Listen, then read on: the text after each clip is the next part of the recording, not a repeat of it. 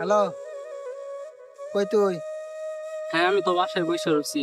এই যে আমি তো বাসার সামনে দাঁড়ায় রয়েছি। ও আচ্ছা, আসতেছি তুই আমি বাগানে আসতেছি কি রে, এত সকাল সকাল ফোন দিয়ে ডাকলি কেন? কোনো দরকার নাকি? না, আইছি একলা একলা ভাল লাগতেছে না। তোর দিকে গিয়া বই গাছতলে। চল তাহলে।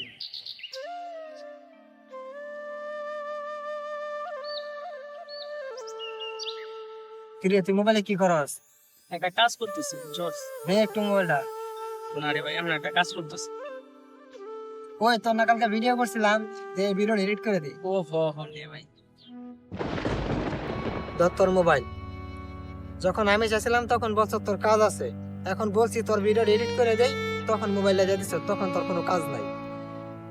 শোন, জীবনে কারোর স্বার্থে ব্যবহার করিস না।